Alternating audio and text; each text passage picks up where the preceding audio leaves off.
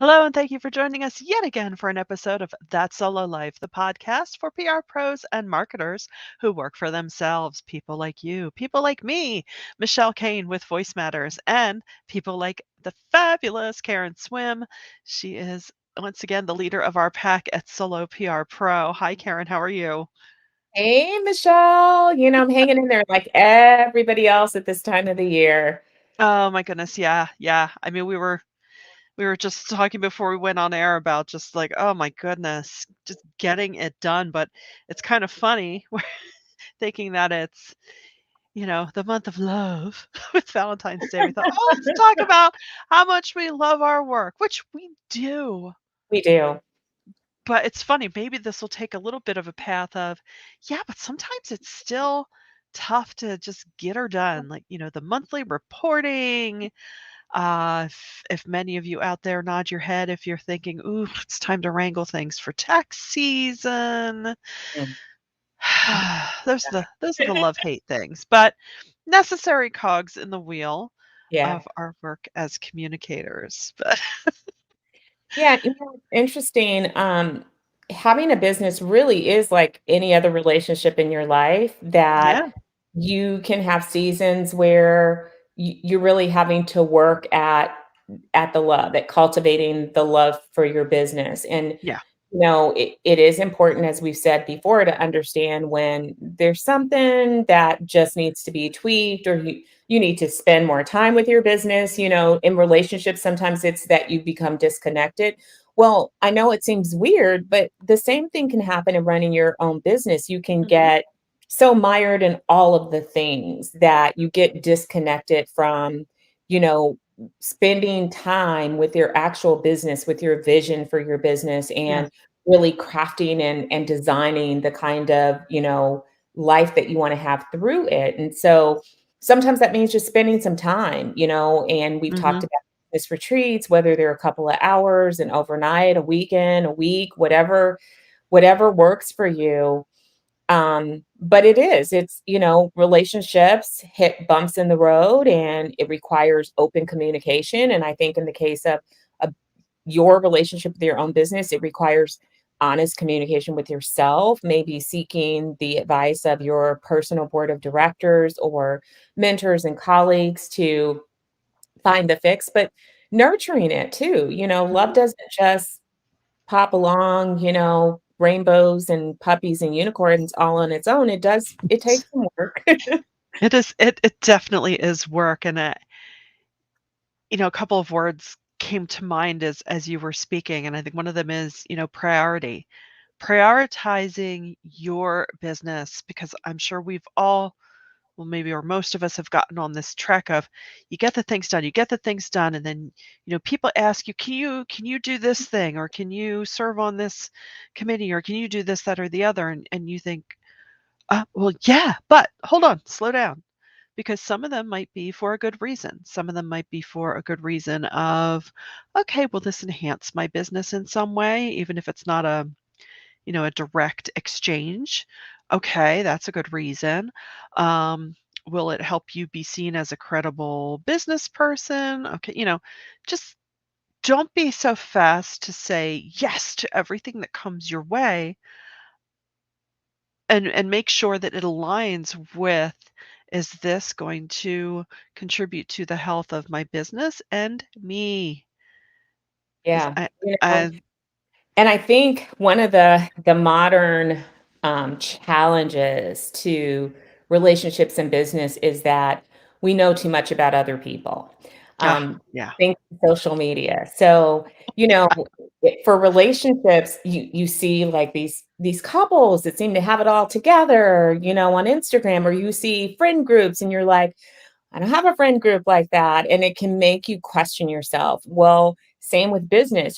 People, will share on Instagram how they have this fabulous, 10-figure business, or how so and so made 14 million, Yeah. how this 13-year-old or, 10-year-old is going to be able to retire a millionaire at 15 years old because she's smarter than you are. So it can be easy to compare what you have to what you see. And, even though as PR pros, we especially know that there is a filter over all of that, that we're not seeing raw reality, we're seeing a version of reality that people want to share with us.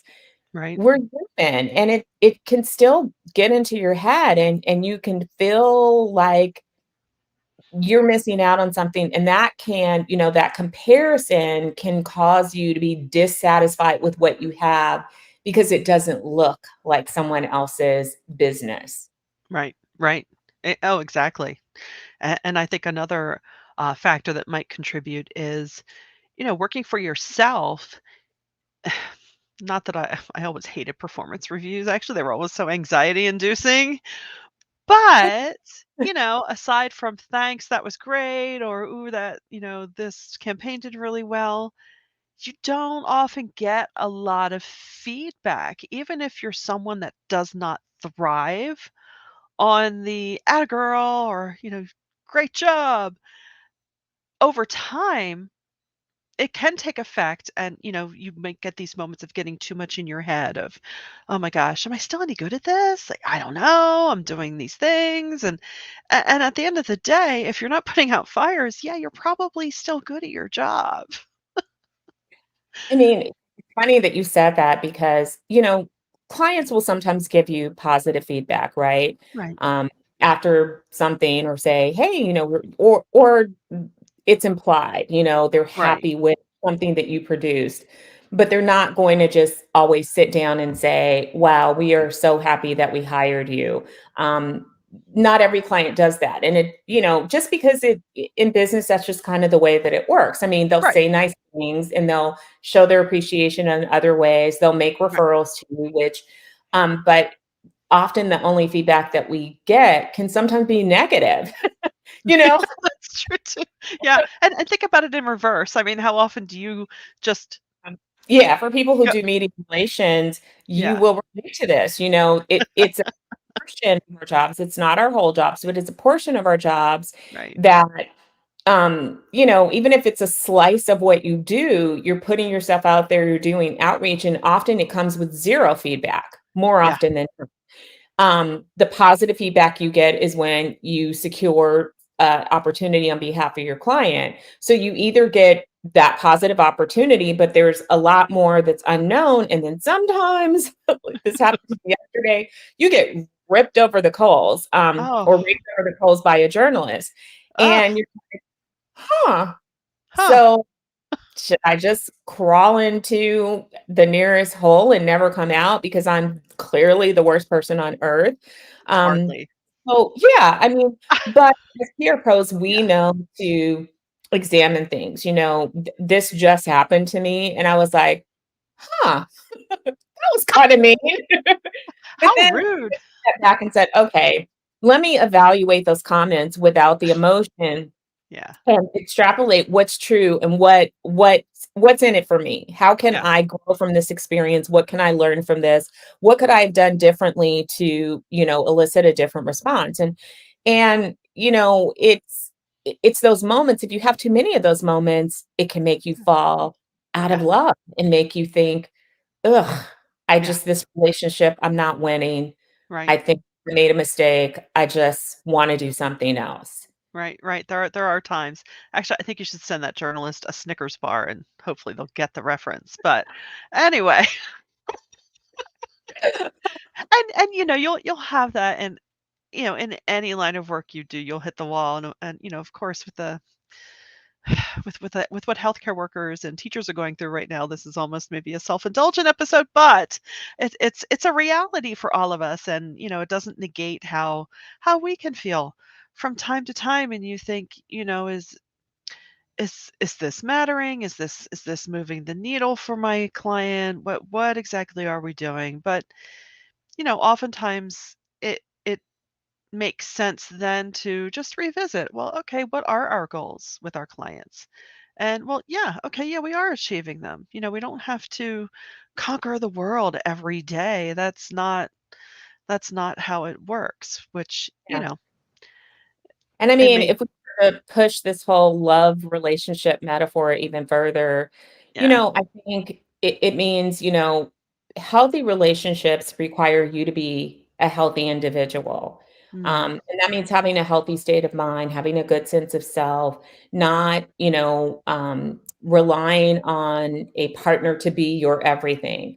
If we extrapolate that to business, you can't seek your whole life fulfillment in your business. It will mhm. disappoint you. It is Yeah, one portion of your life. You must take care of yourself. That means mentally, physically, socially, and psychologically, because if you have to have a healthy perspective to be in business for yourself. And so take care of that for you. You have to come to the table a whole person. The business is not going to completely you. It's not your identity. It's what you do. right, Um, and it allows you to exercise the gifts and talents that you have, which is a really beautiful thing, but it can't be your whole world.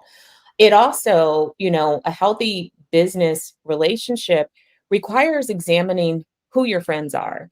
mm, Um, just like, if you're dating or you're married, if you have toxic friends, that's going to seep into your relationship and impact it. So if you have toxic people around you that are always have a negative word about your business, or people that don't respect your business. I've mm, heard terms like, "Oh, your little business. How's your little business going?" That's so demeaning. If you have people that are not in it for you, that are not rooting for you, that are not standing up and cheering for you, and the subtle, snarky comments, or just mhm, don't are not bringing anything of value, it's time to reevaluate that. Doesn't mean that you don't ever have to speak to those people, but I love the idea of the circles in your life, and yeah, not everybody has to be in the inner circle. Some people right, get in that tiny, in the bigger circle of people that acquaintance, not people that you confide in. So right, I think, for me, it helps to hang my hat on something tangible like that reminds me that this business thing really does, it's layered, and that I have to look at all of these other things, and those are things that sometimes people don't talk about. They talk about balance sheets, and they talk about benefits, and they talk about business development, but you forget about all of these other pieces that come together right, to make you absolutely love your business and love what you do. right, and it's so key what you say about making sure we take care of ourselves because I know hello, guilty. Sometimes it's easier to abandon ourselves to the work and, long term, that really doesn't do you any favors. Yeah. And and hey, let's get real. If you find yourself for a long time just, things that used to bring you joy and tasks that seem difficult but shouldn't be, you know what? Sit back in your chair for a second and say, "Huh, well, am I still happy with how this business is going? Should I Yeah. be pivoting in another direction? Should I do something else?" I mean, these aren't, big scary questions. They don't have to be. Everything has a season. Just because you've built a business doing a specific kind of thing, it could be even just something subtle. Um, just have that conversation with yourself or with your trusted advisors. Bounce And things don't be off the afraid wall because to separate or divorce if that's what works for you. yeah, Seriously. yeah, Kind absolutely. of I love that you said it, because it can feel scary, especially if you've got some sweat and some years in this thing. Yeah, You feel like you have an obligation to keep it limping along. But honestly, we are human beings, and sometimes things change. Your reasons mhm, for starting a business, that this particular type of business may have changed. It's okay. You're not yeah, broken. You're not a failure. Now it's time to think about your exit strategy, whether that's back into corporate America or doing some other business. yeah, I think, in my parents' generation, you found a profession and you worked, yeah, and you found an employer and you worked. I mean, there were yes, entrepreneurs, but you worked. yeah, And my grandparents especially, you found a good job, and you yes, got benefits and a pension, and you worked until you got that gold watch or whatever the end of the road thing yep, was. That was it. That was the mark of success, is that you had a good job. yeah, yeah, Thank God we live in a world that allows us to pivot, jump, leap, go, climb yeah, the ladder backwards, upside down. We can do whatever we want to do with our careers. That's beautiful. And it yeah, should, let that freedom reignite your passion. So if it's just not working for you and you're like, ugh, get real with yourself about that and then Yeah, make a plan to exit and do something else. And again, it could be changing the way that you serve clients, it could be changing your client base, it could be changing the industries that you work with, mhm, it could be changing up your service offerings, it could be pivoting completely to something yeah, different than what you're doing. Think about the things that, like, get you excited, like, yeah, what really revs your motor. Sometimes it's a specific tactic, and so maybe you wanna specialize in that specific thing. Some people, for example, focus on internal comms, and that's it. That's all they do because that's their jam. Some do crisis communications because they love that. They love, the feeling of working through these big, massive problems and helping clients to solve them. They don't wanna do anything else. They don't wanna do media relations. Some people are IR specialists, some people don't do any media relations. They love more leaning on the reputation and awareness side without earned media. So make it what you need to make it or separate from it for a time, divorce it completely, and move on. It's okay. yeah, it definitely is, and, it could even be as small as, hey, maybe you just need a few days off, or maybe your life is out of whack and, you wake up, you head right to the desk, yeah, hello. Yeah, that was me. I've had to actively work this year, and let me tell you, It's hard. we may do an episode on that at one point in time, but, there is nothing like trauma and being forced into a state of healing to open your eyes to all the ways that your life is out of sync, and I had to, just being fully transparent, get real with myself about that this year in order to heal and to be okay again. It's meant letting so many things go, Yeah, saying no to so many things, "No, can't do that committee. No, can't do that meeting. No, can't contribute."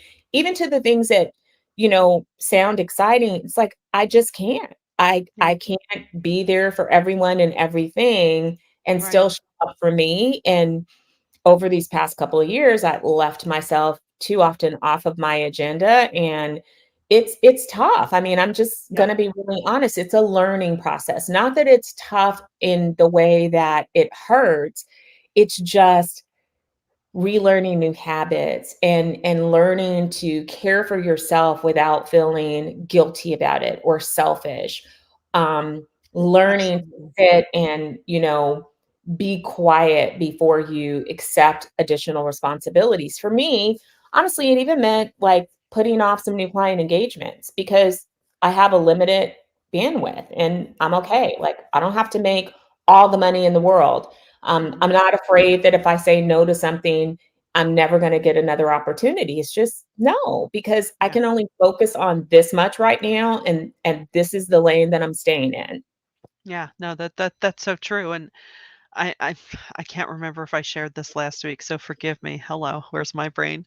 But we had some snow, and talk about a metaphor for how you don't take care of yourself.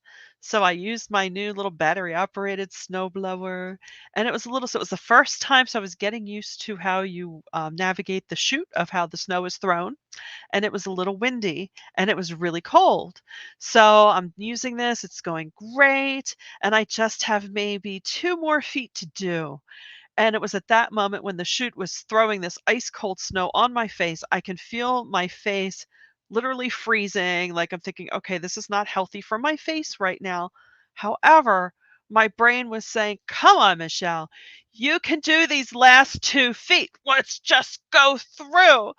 And in that moment, I laughed. I'm like, "Well, isn't that just my life? Yes, yes, you're damaging yourself, but let's just finish anyway." And I thought, "Ooh, okay, thank Best you." analogy ever. I love that. And for those of you who may never have to shovel snow, I want you to just go and do a happy dance right now because let me tell you, the snow removal thing, the struggle is real.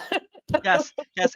If you've never experienced such a thing, just take some ice cubes out of your freezer and rub them all over your face for about 3 straight minutes, and then tell me how your face feels. That's where I And was. then go throw them all over your driveway. 'Cause and then that try to walk and not fall. Yeah, yeah, so I thought, "Well, isn't this dumb?" But it's, it takes a significant amount of energy and work. I will say that saying no to things that truly don't interest me has gotten easier. I don't know if that's just with age. yeah, That shift does get easier of like, "No, you know what? No, I don't wanna do that." Well, then why do I do it? I don't know. No, I really don't wanna serve on that, and not to say I'm not completely free of that, but I am getting better, yeah, um, at that. And people are like, "Oh, why? Why? It's fun." I'm like, "No, it's not fun." And yeah, okay, so let's have this as a reminder. It's okay to have fun. It's okay to purposely schedule fun in your days, your weeks, your months. In fact, you have to. You really, I mean, that's the number one thing any therapist will tell you. Have something to look forward to. And, yeah, even though what we do comes easy to us, that's why we're good at it. If it chains you to your desk longer than it feels good, don't do it. Break up yeah. with saying yes to things you don't really Ugh, want to do. absolutely. I mean, and here's the thing, you can't worry about what other people need, Right. expect, and want you to do. It's just not a good way to live your life or run your business. You really have to do things that are going to serve you and serve your business. And Mhm. um, learning to say no and to protect your space and your time. I was thinking today, somebody asked me to be on a committee, and I said, well, send me some details and I'll consider it. Mm, When I great. saw that, there were all of these hour-long meetings, I was like, "Woah," because in my mind, I really have, I have a very different attitude. I have broken up with meeting culture long ago, best decision I ever made. But we forget that even a 30-minute meeting, it's not just 30 minutes of your billable hour, because we sometimes say that's the value. It's your creative energy, it's your physical energy, it's your mental Yes. energy. That is often more than that half an hour. And that 30 minutes is deplenishing, diminishing. Like, that I was I was like, "Is that a word?" But I like it as a word, yeah, so it's we can make it diminishing one. plus replenishing. It's diminishing a finite supply of something that you have, and we Yeah, all know that we don't have an infinite supply of anything, which is yeah, why we need quality rest to restore. It's why we need to eat every day and have nutrients for our body, because we can't just go without food forever. We can't eat one time and then just never eat again. So, I mean, you have to really consider that and be really, really protective of how your time is spent. And in business, that gets more important because it's not only protecting yourself, but it's protecting the life and profitability of your business. If you're adding in all these other things, that's a lot of times that's how you do fall out of love, is because you cloud it your business with all of these other things, and you're yes. running here and there, and you're just doing, and it's like, oh, I'm going to do this and I'm going to do that, and okay, well, I'm going to say yes to this, webinar, they want me to speak, okay, I'm going to take this client, and then you look around and there's all this clutter, ew, Yeah, yeah, that you can't think, you can't focus, and you've gotten so far away from what you really started that it's just a big mess that doesn't make you happy. So yep, um saying no, clearing out some stuff, yeah, being more of a minimalist in your business is not a bad thing. It really right. isn't. No, absolutely not. In fact, I shared something the other day on social media, from a page called A Life in Progress about boundaries, because it nailed me. I went, "Oof, oof." Boundaries aren't just about telling other people what to do, but are also about holding yourself accountable for creating your life. Ow, zing! Love that. We have to make sure to put that in the show notes. I Yes. love that. I think that Yeah, that is a great way to end and remind yep, people to, that those boundaries are for you. They're to hold you yeah, accountable. And Um, yeah, we are just so happy because we understand the value of your time. I cannot express how thankful and grateful we are that you give us that time. Whether you listen every week, or you binge listen and catch up when you can. We appreciate any amount of time that you give to us in this chaotic, busy, ever changing world. And we always want to honor that. And we hope that, it's time well spent for you. We hope that we leave you with not only good information, but we hope that you feel a little encouraged and Mm, uplifted after you listen to Michelle and I. And if there are topics that you love us to like to see us cover, I cannot speak today. that's Um, okay. It's one please of those days. don't hesitate to reach out, because we, Yeah. we have suggestions. We love it. We'd love it. Yeah, we love hearing from you. And I will echo everything Karen just said. And we are just so incredibly grateful that you choose us in that big old podcast world out there. So until next time, thanks for listening to That Solo Life.